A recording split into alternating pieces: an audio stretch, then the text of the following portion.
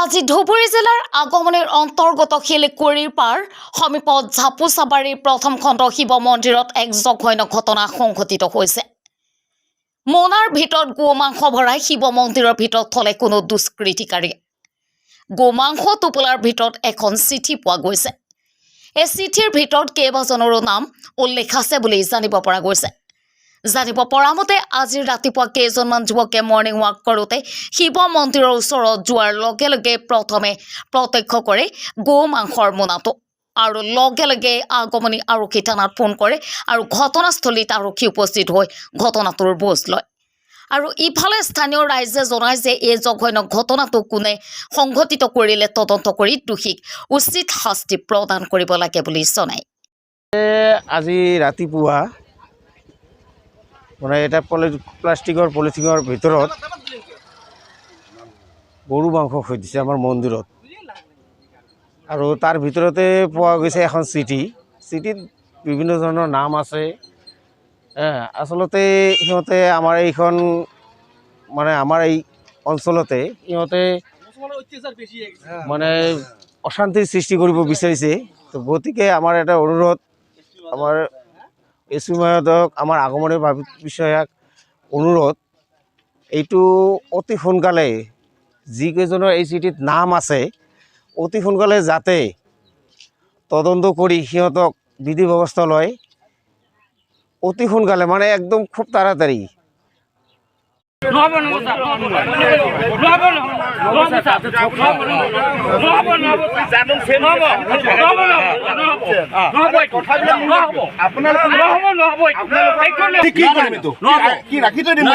নহয়, কি কৰিম ধেমালি বস্তু নহয়,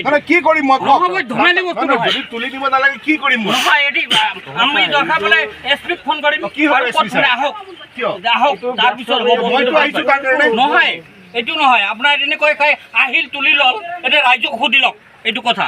এনেকুৱা কৰি নহ'ব, পাগল নাকি? কি কাম কৰে? মই যি কাম কৰোঁ, মই সুধিছো আপোনাক, মই যি কাম কৰোঁ, মই লেবাৰী কৰোঁ, যেতিয়াই কৰোঁ, কথাটো নুশুনে মানে আপুনি তুলিৰ হল নেকি? নিউজ চাই আছে না আপুনি? নিউজ চাইছো, মই নিজৰ কাৰণে মই সব নিউজ চাই আছো। আপুনি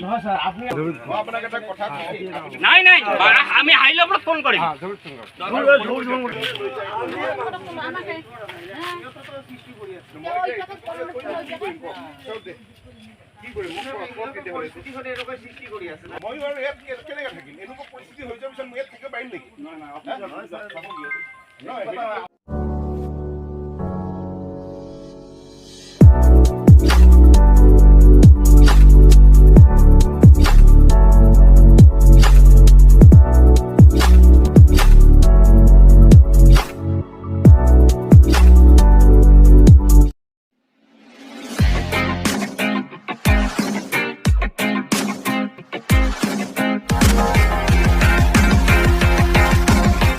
হয়, আজি পুৱাই তাৰমানে এই ৰাস্তা দি বহুতে কি কৰে, এই মৰ্ণিং ৱাক কৰে আৰু কি। মৰ্ণিং ৱাক কৰাৰ পিছত কেইজনমান মানুহে ৱাক কৰি আছে, কৰি থকা অৱস্থাত ইয়াতে দেখা পালে কি এটা এই মন্দিৰখনত এটা কালা পলিথিনৰ ভিতৰত কিবা এটা পৰি আছে। পিছত এইটো দেখা পালে কি এইটো গো মাংস।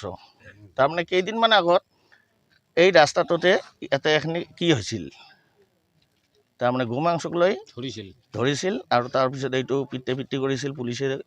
এই যিকেইজন বিজনেছ কৰিছিল সেইকেইজনক কৰায়ত্ব কৰিছিল।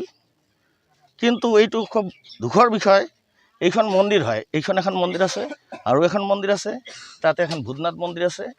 এই মন্দিৰ আৰু এই ৰাস্তাটা বাটটো দি প্ৰতিদিনে গো মাংসৰ ৰমৰমীয়ে বিজনেছ কৰে। কেইজনমান দুষ্ট চক্ৰই আছে, বিজনেছ কৰে। সেইখিনি বাধা দিয়াৰ পিছত তাৰ পৰিৱেশত আজি কি কৰিল, এইখিনি আজি শিৱ মন্দিৰত গো মাংসখিনি ৰাখি দিলে।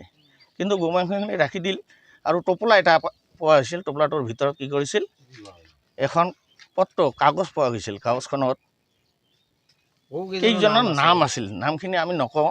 আমাৰ অচি ছাৰে এইখিনি কাগজখিনিয়ে লৈ গৈছে আৰু টোপোলাখিনিয়ে লৈ গৈছে। আমাৰ ৰাইজে ইয়াতে বাধা দিছিল, বোলে যে আগত নহয়, এইটো সুবিচাৰ হ'ব লাগে। কিন্তু আমাৰ অচি ছাৰে আহিল, অচি ছাৰে আহি আমাৰ এই গো মাংসৰ টোপোলাখিনি নিজে নিজে উঠাই লৈ গ'ল। এইখিনিয়ে কথা। আজি পুৱাই কি এই আমাৰ মন্দিৰতে কেইজনমান মানে খোজকাঢ়ি থাকোঁতে দেখা পালে এটা কালা পলিথিনৰ ভিতৰত গোমাংস এইখিনিক লৈ আমাৰ ইয়াতে আগমনিৰ পৰা বিশ্বজিৎ ভকতৰ ৰিপৰ্ট TTN সত্য সংবাদ।